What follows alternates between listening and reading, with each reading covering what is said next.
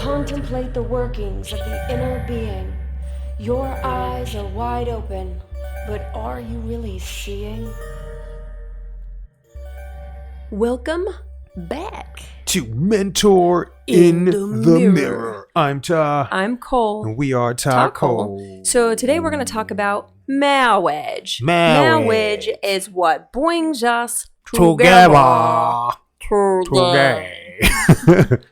So, marriage has been coming up a lot lately, and part of this is stemming from a conversation or a textation. I don't know, conversing. Yeah. Conversing folks on Facebook, and people kept saying, well, you know, marriage is hard. And no, it's not. I disagree with that sentiment. Marriage is not hard at all. You know what? This statement alone is what kept me in my first marriage longer. And there was a lot of dysfunctional patterns that because I had been taught and programmed that marriage was hard, I didn't seek any outside help for, because I had always told, keep your relationship private, keep your life private. It's none of other people's business, and you don't want anyone to, judge or hate your spouse because they don't have all the information. Yes, right? There are definitely times if you just go complaining to your friends and you don't say all of the whole story, you can paint a sort of crappy picture. So here's the thing. This is a very dysfunctional perpetuation that we're doing with our children, is to sit and say, hey, look, marriage is hard and you just got to stick with it. You got to stick with it. You got to stay in it. No matter what. Marriage is forever. And it flexes you to grow. This goes back to the suffering that we always talk about. I'm not into suffering. Are you into suffering? Nope. There are a lot of people on this planet that are into suffering. And I mean, it's a huge part of what we're looking to help people shift out of, is the idea that you have to suffer to grow. Yeah. That's part of what we call the transformation trap. In order to grow as an individual, you have to suffer in a marriage that you can't get out of. And in order for you to grow, don't you need space? Now, I would imagine a person would need space. And if you're in a confined situation, if a marriage is confining, how could you grow?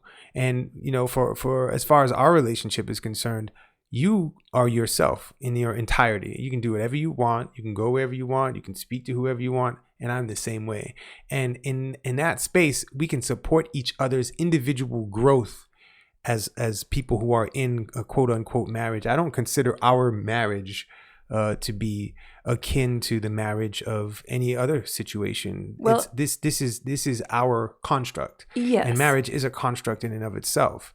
So it's me, you, and then there's the marriage. And then there are rules that we'll put on a marriage that maybe both of us will adhere to. Right, but people put the marriage before the self even, because it becomes, well, we have to save the marriage. It's not the people in the marriage. It's a separate entity. It is a complete other entity. So, and this is also an old paradigm that is not going to withstand the evolutions of humanity, not with technology, not with our access to information. It is not going to work to function in these structures the way that we used to. Well, I mean, are you still using, the bi-winged and tri-winged airplanes that they used when that was the thing, with propellers and stuff like that? Now we're using jets now, right? And we're using all this technology to fly that's different than the technology we used before.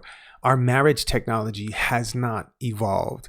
And as human beings, we keep talking about evolving and moving to different places, and we're not evolving our moral paradigms. We're not evolving our relationship structure paradigms, but we're evolving our technology, right? And we're evolving our expectations. We're evolving our expectations as well. Since the Industrial Revolution, since having family structures the way they've been, marriage the way that it's been, and yet once women could vote and enter the workplace, now they're working and taking care of the children while the husband still worked. So women took on an extra role, and there weren't ever discussions on the dynamics of each individual relationship, where it's like, how is this going to work?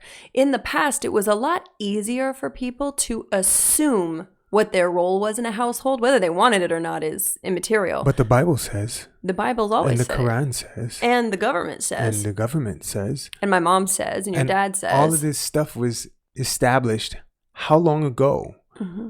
to fortify a situation where people didn't have the technology that we have now, did not have the moral capacity, I don't think, the moral capacity to function the way we do now.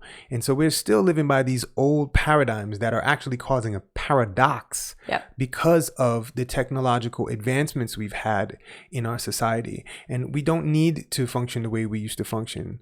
We aren't functioning the way we used to function. It would be like, you take a club, you go club your person in the head, and that's your human being now. Well, I mean, if you figure... So often in religious backgrounds and cultures, like growing up in Utah, you're encouraged to be, as a woman, to get married around 19 to 21, right? So the males are meant to go serve a Mormon mission when they're 19. So from 19 to 21, or I don't even remember how it works anymore, something like this. You go, yeah, that's 2 years. Look at me. Yay. They're supposed to leave for 2 years and then come back and get married. And so you've got guys that are 21 that have just been out with one sole purpose in mind, cut off from most of society, coming back to get married and fortify the construct of the religion. And girls, it's like if you haven't gotten married by 19 to 21, then you're supposed to go on a Mormon mission, or then you're invited to, or whatever. So here's this is my own perception. You can throw it in the garbage for all I care. It's not that big of a deal. But my perception is that now we are still encouraging people to get married younger, but they're not even moving out on their own like they used to. You don't hear 20-somethings talking about buying a house.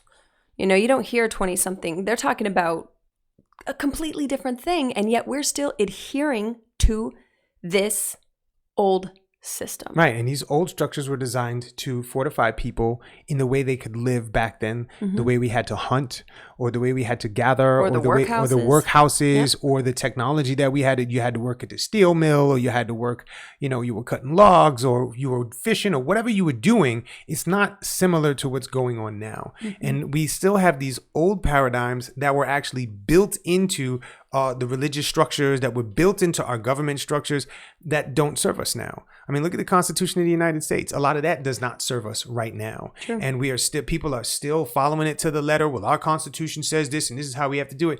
But we are not looking at the evolution of humankind. We're looking at these old systems that have been put into place to serve a purpose, and they served their purpose. And now, what do we do? As they're kind of defunct, man. It's time to reevaluate these things and upgrade these things. And this includes upgrading the idea of what a marriage is, if you want to participate in that type of paradigm. That's exactly it, right? So this isn't a question of what marriage should or shouldn't be. It's what do you want it to be? And people developing an individual idea of self first, so that they can clearly communicate needs, boundaries, desires to another person, regardless of relationship. This could be your boss, your friend, and then maybe an intimate partner. And maybe that means you decide to get married. But if we were to strip all of this away, the complexity that is occurring because of the expansion of our minds, it is not happening in our relationship structures and our relationship dynamics, and it's leaving a big gaping hole in people's experience. I agree. And we talk a lot about societal constructs, and the foundational construct of society is identity. And that's who I believe I am, and who I believe you believe I am, who I believe they believe I am, and who I believe we believe I am. That's 4 parts to your one construct, right? That you're moving as far as identity is concerned. After that, we have the interpersonal construct. And marriage is one of those interpersonal constructs where it's a one-on-one situation where you have a relationship with another human being. And the dynamics between one human being and another human being are seldom discussed. Yep. When we move into situations. My first marriage, I asked my wife, my ex-wife, I said, listen, I want to talk about what marriage is to you. And she was like, if you don't know what marriage is to me, then you don't need to be with me. And she didn't talk to me for 2 weeks. 2 weeks, because I asked her to discuss the dynamics. And after that shit was over, I was like, I'm never doing this again. And so I mean, that's what we said when we met. We were both like, I'm not looking to get married. I'm Me not neither. interested. High five, party. I'm not interested in that shit. But we set the terms for our relationship. Yes. And most people don't. When they get into a relationship, they say, oh, you want to be friends? Cool, we're friends. And nobody discusses what friends is. Right. So then there's all of these disappointment, expectation. And there's these unspoken rules Yeah. that each person has that they apply to the construct. So the construct is putting strain on each person in a different direction without the other person knowing about it, and it becomes problematic because that third party has jurisdiction over the two individuals and they don't really have this spoken connection, and so they can't say I don't want to be a part of this anymore, or they don't know how, because Right. it's I've committed myself to the relationship, not No matter myself, what. Yep. not myself. My commitment is to the relationship, and through the relationship I commit to the other person. I don't commit to myself. And that's a big part of the disruption and the destruction of a lot of these marital situations, a lot of these boyfriend-girlfriend situations. People come to us all the time with this type of dynamic. And I don't understand why well, that's not what a boyfriend does. Have you discussed that? That's not what a husband does. Have you discussed that? No. Well, cheating, they should with know. this, with that, they should know. Yep. These things are not discussed. And as long as you're not discussing things and things are in the dark, your relationship is going to be in jeopardy, right? Your relationship is going to be a strain on your physicality. Probably every relationship, not just your marriage. Yeah, I mean, your relationship with whatever person. To and with whatever. And if you have unspoken things with yourself that you are ascribing to something else and you haven't discussed with yourself, do I like this religion? Do I like this person? Do I like this house I'm living? Your relation to everything. Relationship is in relation to something. Sorry, I didn't mean to interrupt you. No, relationship to food, relationship to Yep. people, relationship to whatever. It's in relation. So I'm going to flip the script for a second. If this was business we were talking about and you were to hire someone, you're like, great, you're my operations manager, with no job description, no systems, SOPs, no clear direction on what is expected of this person in this role.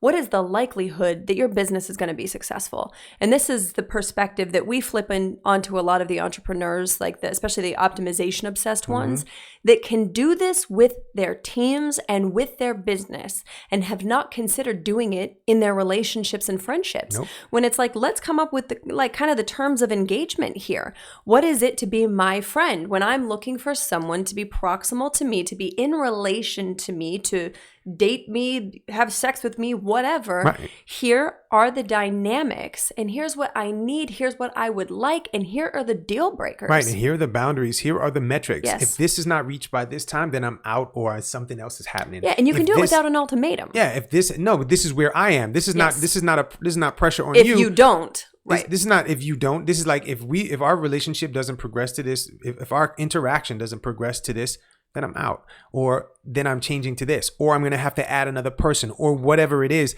You establish these parameters, and to be able to come back in and actually reevaluate these parameters, and this is why we get married every year, because we reevaluate everything and we go back in and it's like, is there anything you want to change? Do you still want to be in this? Is there anything you'd like to do differently? And it's not that we have to do it. This is just a we ritual leave that space for the evolution that we as people have, and honestly, we pretty much discuss it daily. Yeah, even the yearly marriage. Yeah, but is that's just a ritual that we do for fun. For fun. It's not still something a that we're stuck in. celebration. And honestly, it's just another excuse to go do something fun. But we do that all the time. Yeah, and it's our shit. This is our relationship. And I don't give a shit what government has to say. I don't care what my family has to say, your family has to say. This is our relationship. Yes. When we got married on top of Machu Picchu mountain No, it in doesn't Peru. really work on Machu Picchu, son. Well, all right. Well, when we got married, son, you call me son. All right, mom. Grandma, bruh. So when we got married in Peru, people were mad at us because we didn't tell them and they weren't part of it and all of this shit. And it's like, yo, this is ours. This is our situation. This is our relationship. We're celebrating it the way we choose to. I was like, man, I did it one time. Y'all got to go. So if we invite you to something that's ours, then we invite you. It's still ours. And if you get mad, that's your shit. It's not mine. So, when we talk to people about marriage, what is your marriage? What is marriage, right, to you? And what is it? And are you being governed by another construct? Are you being governed by a religion? Are you being governed by the government, right? Or what you saw from your parents or didn't see from your parents. Or what you saw on television. Yep. You know, what you saw in the Brady Bunch. I want to be like Mike and what's her name? Carol. Yeah, I was like, Carol, Alice Mike kept and coming, Carol. but that's the No, housekeeper. Was Mike with Alice? No. Okay. That she was a housekeeper. Carol. Yeah, I know. But, Yeah, I mean, housekeepers. I don't think he was with either Maybe of them. that was in their marriage. She was there all the time, bro. Yeah, that was just some sister wife shit, yo. That outfit that she had on was terrible. Terrible. Dude. And the grandma hair. Why'd they do that? Could you to her? imagine Anyway. if you had to wear that all the time? It made her look old. She wasn't even she was pretty young. Anyway, so step in front of that mirror today and then take a pen and paper. What do relationships look like for you? And if you're currently disappointed in the relationship or marriage or whatever that you're in, that includes your relationship to your job, what's not working? What are you taking responsibility for? Should be all of it. As far as your response to what's there or not there for you. And if you've never sat down with your partner, spouse, friend, whatever, and kind of outlined and got really clear so that someone knows how to participate in life with you, that's your shit. And if they choose not to participate, that's their shit. And you can determine what to do from there. And it's not that marriage is hard. It's that walking away from a situation that you've been physiologically programmed into to stay. And getting married is not just a mental space. It is a physiological programming that your body actually attunes itself to a person. And if that's joy or if it's abuse or whatever, you attune yourself to that. So when you're attuned to something, it becomes a habit. And in order to move away from a habit, it's going to be really, really uncomfortable. And you're going to need a plan. And you're going to need a plan and you're going to need support. Yep. And that's why we always swing it back around to the way we work with people. You evaluate what's going on with you. You ask yourself these questions. You stand in the mirror, right? That mirror is you. What does your dream relationship look like with this person or not with this person, or if you're not with anyone yet? And you take an inventory of all the things that are great and the things that are not great, and you decide what you want to keep and what you want to get rid of. And then you make a plan around that. And you get support from once the you make a people plan, around you. You create a team of people around you that know exactly what's going on with you. You've been vulnerable with them. They know exactly what you want and what you need and why you're doing it so that they're on board. And then you put that plan into action. So let us know how it goes. Yep. You know, if this resonates for you, if you think none of it does, you think that we're heathens, party, let us know on Instagram. Tahkole on Instagram, TAHKOLE. We're speaking this weekend, really exciting, with Apeiron, and it's a high performance summit. Some of the speakers are us, Aubrey Marcus, Dr. Dan Stickler, Gunter Bergman. We've got Jamie Wheel. The list goes on and on. I can't even recall all of them off the top of my head.